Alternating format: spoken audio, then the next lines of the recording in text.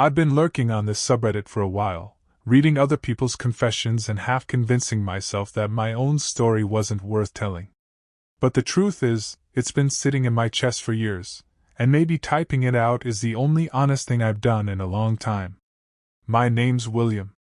This is one of the crimes I committed, the one rooted in jealousy, the one I still replay when I can't sleep. It wasn't some master plan born out of greed or desperation. It was impulsive, emotional, and fueled by the kind of insecurity I didn't want to admit I had. That's probably why it cost me more than any other mistake I've made. At the time, I thought I was justified. I told myself I was protecting what was mine, restoring some balance that had been stolen from me. Looking back, that belief feels embarrassing, almost childish, but in the moment it felt righteous. I was convinced I'd been humiliated, replaced, made small, and I couldn't stand the idea of swallowing that quietly. The circumstances were ordinary, which somehow makes it worse. No dark alleys or dramatic showdowns. Just everyday people, familiar places, and a slow-burning resentment that finally tipped over into action. I didn't wake up that morning planning to cross a line, but by the end of the day, I'd stepped over one I could never really step back from. This is me owning that choice. Not asking for forgiveness, not fishing for sympathy, just telling the story the way it actually happened, from the inside. To understand why I did what I did, you have to understand who I was jealous of. This wasn't a stranger. It was someone I trusted, someone who had slowly drifted into my life, then into the life I thought was solid. His name doesn't really matter, but the role he played does. I was in a long-term relationship back then, the kind that settles into routine without you noticing. Same coffee mugs, same arguments, same unspoken assumptions about loyalty. When she started talking about him, it felt harmless at first. Coworker. Friend. He just gets it, she'd say. I told myself I was being paranoid, that grown adults could have platonic connections without it meaning anything. But jealousy isn't loud at first. It's quiet. It shows up as jokes you don't laugh at, texts you pretend not to notice, that pit in your stomach when someone smiles at a notification that isn't from you. I started checking timestamps, replaying conversations, imagining things I couldn't prove. The worst part was that I didn't confront it directly. I let it ferment. The final trigger wasn't catching them together or reading some damning message. It was smaller than that. I overheard a conversation I wasn't supposed to hear, just enough to confirm my fears without giving me clarity. That gray area was unbearable. I felt replaced before I was officially discarded, and that uncertainty gnawed at me until it twisted into something ugly. That's when the idea of doing something first crept in. Not to hurt anyone physically, at least that's what I told myself, but to reclaim control. To prove I wasn't powerless. Once that thought took hold, it didn't take long for it to turn into a plan. I want to be careful here, because this is where things start to slide from emotion into intent. What I did wasn't spontaneous anymore, not fully.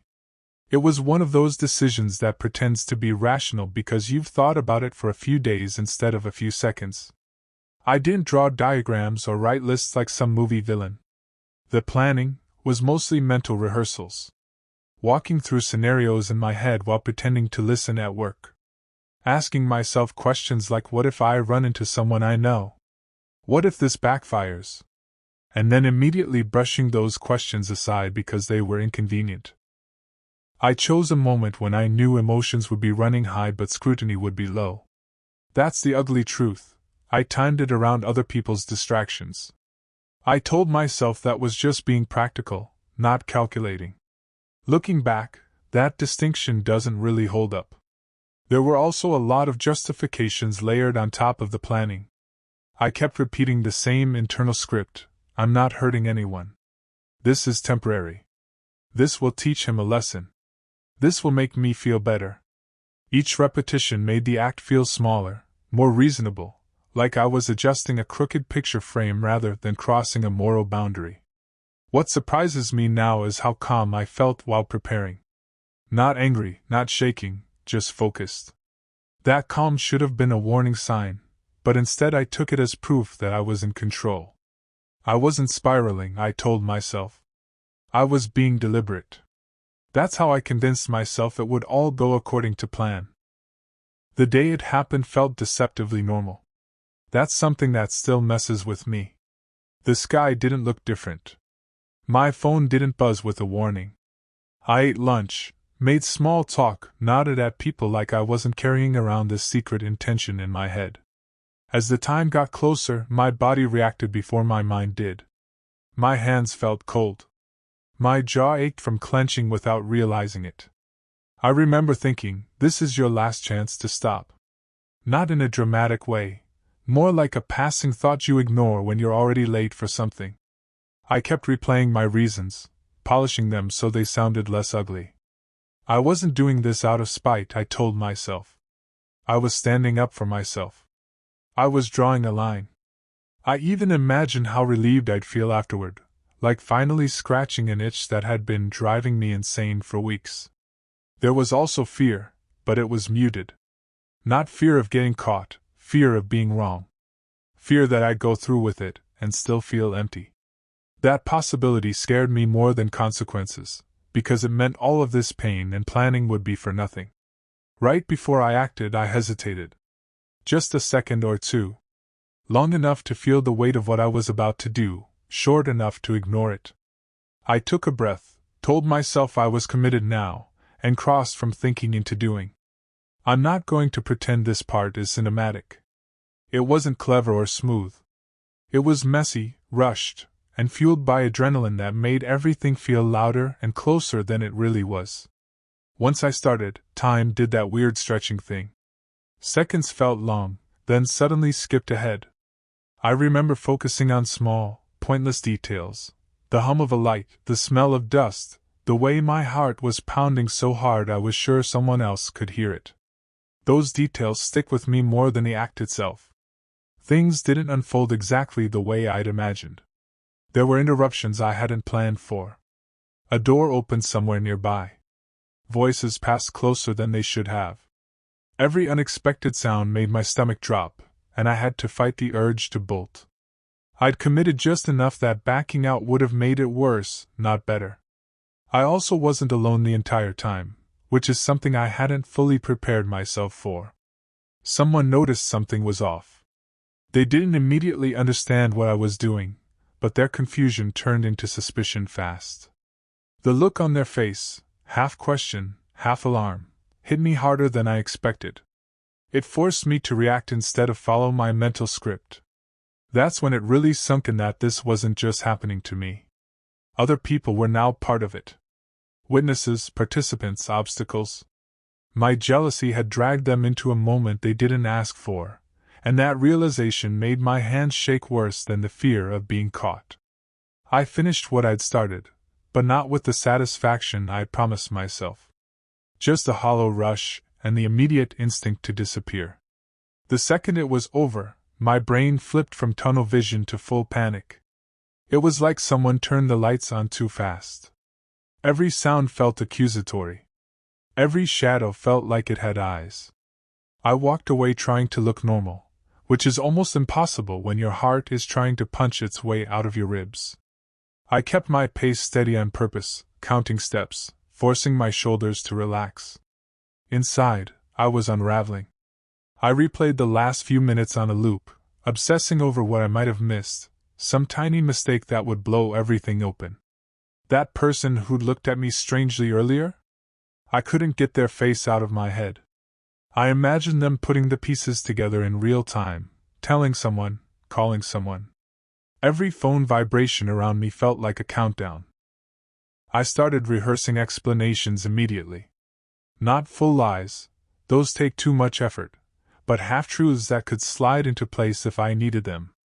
I told myself I was being smart, that this was just damage control. In reality, I was terrified and scrambling. What surprised me most was how fast the jealousy drained out of me. It didn't feel victorious. It felt sour, like I'd swallowed something I couldn't digest. The thing I thought would calm me down had actually cracked something open, and now all the fear I'd been holding back came rushing in. By the time I got somewhere private, my hands were shaking so badly I had to sit down. That was the first moment I thought, I've really messed up. I didn't get the clean escape I'd hoped for. A few hours later, maybe less, time was fuzzy, I got a message that made my stomach drop. Short. Neutral. Too neutral. Someone wanted to talk. No accusations yet, just that calm before a storm tone that tells you they know something. When we met, it wasn't dramatic. No shouting, no threats. That almost made it worse. They asked questions that sounded casual but were carefully chosen, like they were circling a truth they didn't want to say out loud yet. I answered slowly, measuring every word, trying to sound confused instead of defensive. The worst part was realizing how obvious my behavior must have been. The hesitation. The over-explaining. The way I kept justifying things no one had actually accused me of yet. I could see the moment their suspicion hardened. It was subtle, an eyebrow lift, a pause, but it felt like being exposed under a spotlight. I tried to minimize it. I framed my actions as misunderstandings, coincidences, emotional reactions blown out of proportion. I leaned hard on the idea that I'd been hurt first, as if pain could retroactively make my choices acceptable. Saying it out loud sounded thinner than it did in my head. When the conversation ended, nothing was resolved. No consequences yet. Just a shared understanding that something had cracked. Walking away, I felt this strange mix of relief and dread. I hadn't been caught, at least not officially, but I also hadn't convinced anyone, including myself. After that conversation, I went into full damage control mode. Not the cool, calculated kind you see in movies, more like frantic mental gymnastics paired with a lot of avoidance. I stopped initiating contact. I scrubbed my words down to the bare minimum. If silence could look innocent, I was going to wear it like armor. I convinced myself that if I acted normal long enough, the story would blur. People forget things when life moves on, right? That was the hope. I replayed timelines in my head, checking for overlap, looking for places where suspicion might snag. I told myself I hadn't technically lied, which felt important at the time, like a moral loophole I could crawl into. But hiding something isn't just about what you say, it's about what you don't. I started avoiding certain places, certain conversations. My routines shifted in subtle ways that probably stood out more than I realized. I was constantly alert, listening for my name in other people's mouths, reading too much into every glance. At night, I justify it all again. I didn't ruin anyone's life. I didn't mean for it to escalate.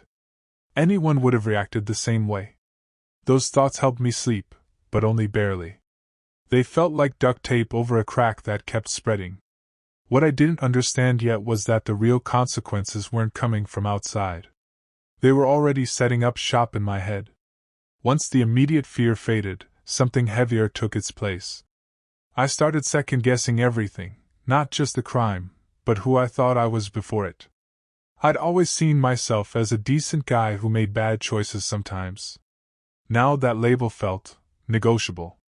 Guilt didn't arrive all at once. It crept in through small moments. Laughing at a joke and realizing I didn't deserve to laugh. Hearing someone talk about trust and feeling like I was wearing a mask. The jealousy that had driven me there was gone, replaced by this constant low-grade anxiety humming in the background. I'd replay the event late at night, but not in the triumphant way I'd imagined beforehand. Instead, my brain fixated on alternatives. What if I'd walked away? What if I'd actually confronted the situation like an adult?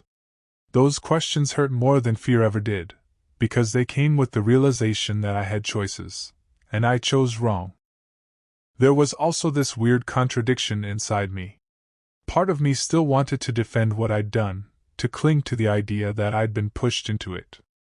Another part of me knew that was a lie I told to stay functional. That internal argument never really stopped. It just got quieter over time. That's when I realized the crime didn't end when the act was over. It kept going, living rent-free in my head, reshaping how I saw myself day by day. It didn't take long for the narrative I'd built to start slipping.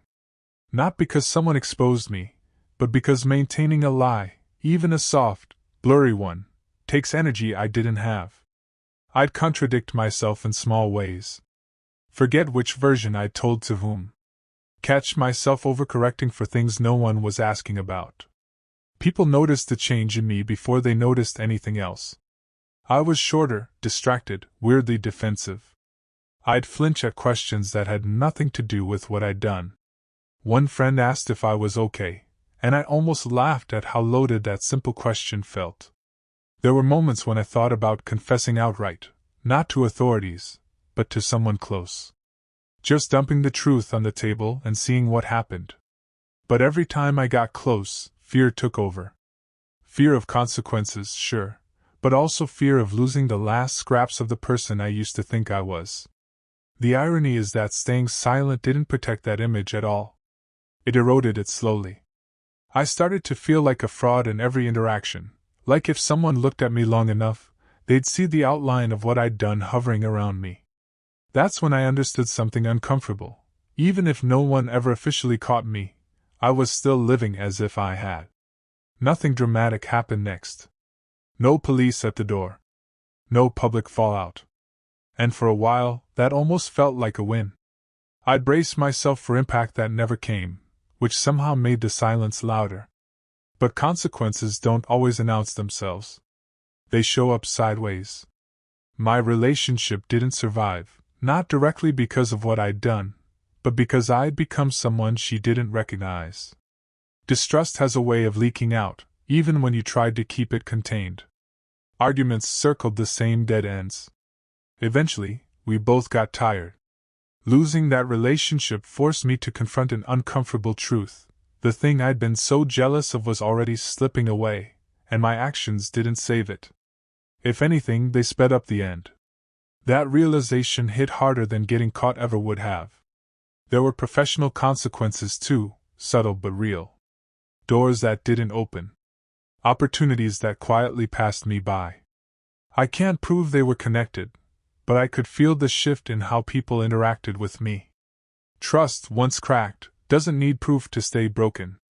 I'd tell myself, you paid for it. This is the cost. But even that felt like another excuse, like I was trying to put a price tag on something that didn't really have one. Time did what it always does, it moved on whether I was ready or not. New routines formed. New people entered my life who had no idea about that version of me. On the surface, things stabilized. Internally, though, I carried it around like a second spine. Certain triggers still hit me out of nowhere. A casual comment about jealousy. A story on here that sounded a little too familiar. Even specific smells or places could drop me right back into that moment, heart racing, palms damp. I learned how to hide it, how to nod along while my brain was somewhere else entirely. I also became more guarded. Not just about what I said, but about how close I let people get. There's a vulnerability that comes with being truly known, and I was afraid that if someone saw all of me, they'd see that too. So I kept things light. Surface level. Safe. What surprised me most was how often I thought about forgiveness, not from others, but from myself. I'd ask whether it was possible to acknowledge what I did without letting it define every future version of me. Some days the answer felt like yes. Other days, not even close. Living with it wasn't dramatic. It was quiet. And that quiet had a weight to it that never fully went away. Distance changes the way you see things. When I look back now, the jealousy that felt all-consuming back then looks almost small, still ugly, still dangerous, but small in the sense that it didn't deserve the power I gave it. I mistook intensity for importance. I thought because the feeling was loud, it must be right. I can see how many off-ramps I ignored. Moments where a conversation, an admission of insecurity, or even walking away would have altered everything. At the time, those options felt like weakness. Now they look like strength I didn't have yet. What's hardest to accept is that I wasn't some out-of-character monster in that moment. I was myself, just stripped of the stories I liked to tell about who I was. That realization forced me to rethink morality in a less comfortable way. It's not about who you think you are, it's about what you do when you feel threatened, small, or afraid of losing something. I also stopped blaming the other people involved. That took time. It was easier to paint them as catalysts, as excuses. But jealousy doesn't come from outside, it finds something already cracked and pries it open. Owning that was uncomfortable, but necessary. Looking back doesn't erase what I did. It just makes the lessons harder to ignore. One of the biggest shifts after all this was realizing how thin my self-control actually was. I used to believe I had a solid moral core, that no matter how bad things got, there were lines I simply wouldn't cross. Turns out those lines were more like suggestions, and jealousy knew exactly how to talk me out of them. I became more cautious with my emotions after that. Not in a healthy, balanced way at first, but in a hypervigilant one. I started monitoring myself constantly. Is this anger justified? Is this resentment building? It was exhausting, but I didn't trust myself not to spiral again if I stopped paying attention. There was also a loss of innocence I didn't expect. I stopped seeing wrongdoing as something only bad people do. That black and white thinking died hard. Now, when I hear about someone else making a terrible choice, my first reaction isn't shock, it's recognition. That scares me, but it also keeps me honest. I did try to change. Therapy helped, eventually, once I stopped minimizing what I'd done. Naming it for what it was instead of softening the language made a difference. It forced me to sit with the discomfort instead of trying to outrun it. I wouldn't say I became a better person overnight. But I became a more aware one. And sometimes, that's the uncomfortable starting point you don't get to skip. If there's a reason I'm posting this here, it's not to unburden myself onto strangers and call it growth. It's because jealousy lies to you in a very convincing voice. It tells you that acting will bring relief, that silence equals weakness, that doing something, anything, is better than sitting with uncertainty. That voice is wrong. What I learned is painfully simple. The damage you do in a moment of jealousy doesn't stay in that moment. It follows you. Even if no one ever drags you into a room and demands answers, you still have to live with the version of yourself who crossed that line. That's a long sentence, and there's no early release for pretending it didn't happen. If you're reading this and you're in that headspace, feeling replaced, overlooked, furious, scared, pause. Talk to someone. Walk away from the situation, even if it feels like swallowing glass. Nothing you win through jealousy is worth the quiet, lasting cost that comes after. I can't undo what I did. I don't expect absolution. All I can do is tell the truth now, learn from it, and make damn sure I don't let that version of myself take the wheel again. Thanks for reading. If nothing else, let my mistake be a warning.